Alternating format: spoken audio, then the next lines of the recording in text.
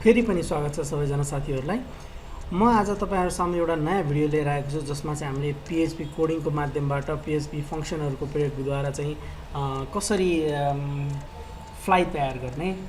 यो अलिकति अनौठो सुनिन्छ तर फ्लाइ भन्नाले PHP को कोडिङको माध्यमबाट विभिन्न किसिमको ब्याकग्राउन्ड लाइन कलरहरु टेक्स्ट कलरहरुलाई चाहिँ फंक्सनको माध्यमबाट क्रिएट गरेर एउटा PNG अथवा JPG इमेज तयार गर्न सकिन्छ हैन। सुरु गरौँ कसरी तयार गरिन्छ हेरौँ अब।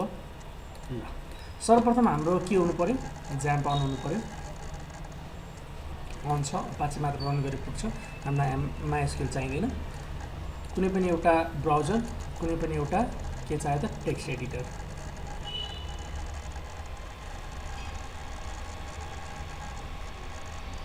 ठीक, सर्वप्रथम मैले एउटा फाइल बनाउँछु, न्यू फाइल, यसलाई सेभ गरेँ। कहाँनिर लगेर राखेँ भन्दा JMC भन्ने फोल्डर भित्र यहाँनिर फ्लाइ भनेर चाहिँ .php भनेर फाइल नेम यसरी क्रिएट गर्छु। त्यसपछि मैले यहाँ PHP स्टार्ट गरेँ, PHP हो। अब मेरो PHP मा फ्लाइ बनाउनेको इमेजको नाम चाहिँ म के राख्छु, नाम भन्दा पनि एउटा भेरिएबल क्रिएट गरौँ, my underscore इमेज भनेर राखेँ। ठीक छ, इक्वल्स टु इमेज के गर्छ CREAT इमेज क्रिएट गर्यो हो। यसको विड्थ राखौँ 200 अनि हाइट राखौँ 80 राखौँ है त। ठीक छ, यति गरिसकेपछि मैले यसको लागि ब्याकग्राउन्ड चेक गर्छु, एउटा BG भनेर राखेँ, यो चाहिँ ब्याकग्राउन्डको लागि है त। इज इक्वल्स टु इमेज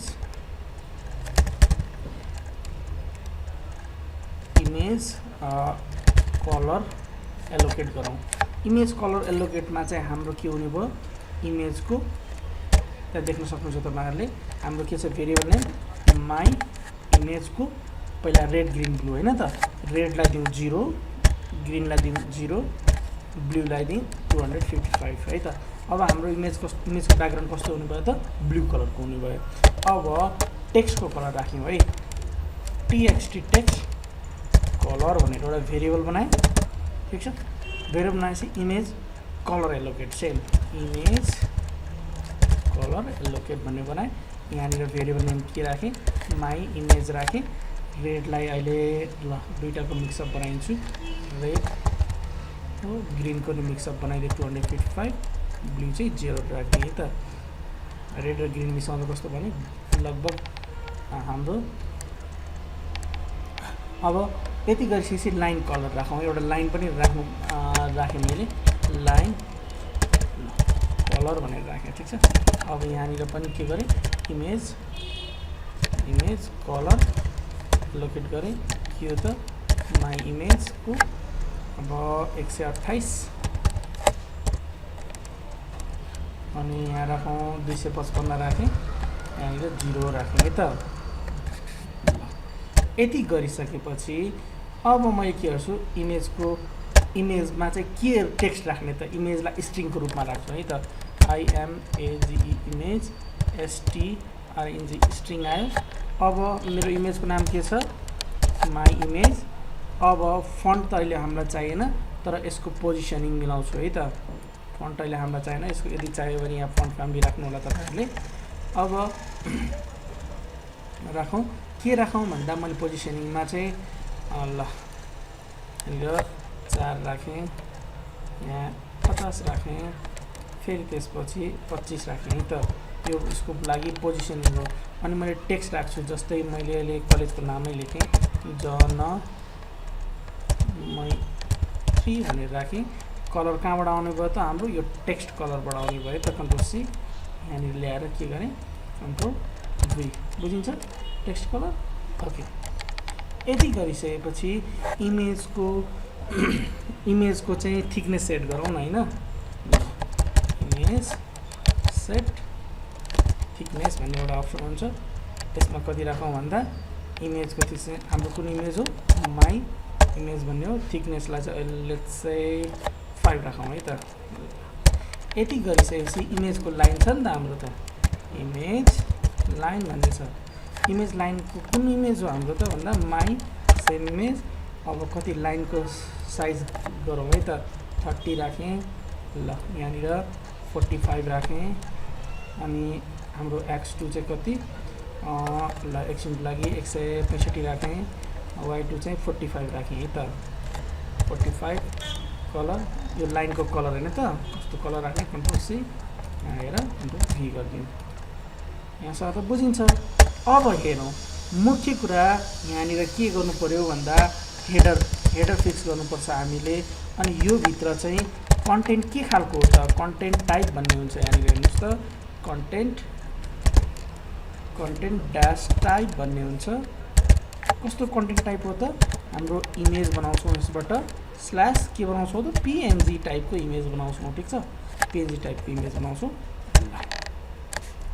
अब इमेज पीएनजी इमेज पीएनजी भन्ने हुन्छ यहाँ फंक्सन हाम्रो के थियो नाम डलर माई इमेज भन्ने थियो। माई इमेज बनाइसकेपछि हाम्रो यहाँनिर तपाईले यो दिए पनि हुन्छ नदिए पनि हुन्छ तर अब मैले हामीले एक्जिक्युट गरिसकेपछि यो फाइलको नाम लेख्नको लागि के गर्छु मैले यहाँनिर ल एकछिनको लागि hello.png भनेर चाहिँ फाइल आउटपुटको रूपमा चाहिँ मैले सेम डाइरेक्टरीभित्र डिस्प्ले गराउन खोजिरहेको छु है त। अब हाम्रो फाइल नेम के बनाइन्छ भन्दा hello.png भनेर बनाइन्छ कि अब फेरि इमेज कलर डिलोकेटेड है यसलाई फेरि के हो लाइन कलर के गरौँ पहिला हाम्रो ब्याकग्राउन्ड थियो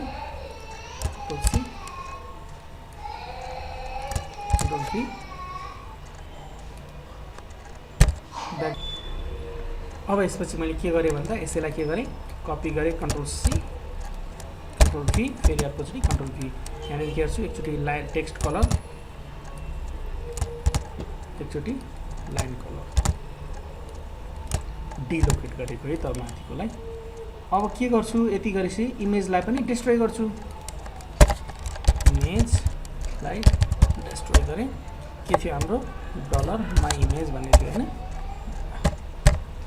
यति गरिसकेपछि फाइलमा जाउँ सेभ अल गर्ने सेभ अल गरिसकेपछि यहाँनिर गएर लोकल होस्ट हाम्रो जेएमसी भन्ने फोल्डरभित्र एन्टर गरेँ के थियो फ्लाइ भन्ने हो क्लिक गरेँ अहिले हाम्रो केही पनि आएको छैन हैन किन भन्दा यहाँनिर हाम्रो एक्जिक्युट भइसकेको कि त्यो चाहिँ इमेज आइसकेको छ हेर्न सकिन्छ कहाँनिर भित्र भन्दा हाम्रो सी भित्र ज्याम भित्र एचसी डक्स भित्र जेएमसी भित्र तपाईले यहाँ हेलो भनेर पीएनजी फाइल देख्न सक्नुहुन्छ हेर्नुस् त के गरौँ खोलौँ हाम्रो फाइल यो हो यो के हो त राइट क्लिक गरौँ सेभ एज गरौँ के हो त्यो पीएनजी इमेज हो तपाईले देख्न सक्नुहुन्छ इजिली हैन।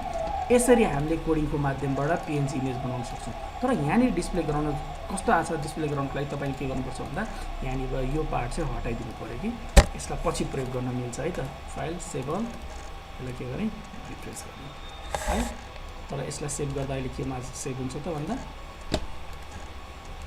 PHP ले सेभ हुन्छ है त PHP ले सेभ हुन्छ। त्यसैले एउटै डाइरेक्टरी राख्नको लागि तपाईले के गर्नुपर्ने हुन्छ त यहाँनिर ल्याएर कन्ट्रोल चेक गरेँ यो फाइल नेम दिएर केमा एक्जिक्युट हुने हो केमा फाइललाई ट्रेस गर्ने हो त्यसले त्यो फाइल नेम चाहिँ यसरी तपाईले प्रोभाइड गर्न सक्नुहुन्छ। त्यसैले चाहिँ अब PHP मा यस्तो फंक्सनहरु प्रयोग गरेर फ्लाइ तपाईले इजिली बनाउन सक्नुहुन्छ। आशा छ तपाईले यो भिडियो मन पर्यो होला। फेरि अर्को भिडियोमा हाम्रो भेटघाट हुनेछ त्यति दिनसम्मको लागि धन्यवाद फेरि भेटौँ।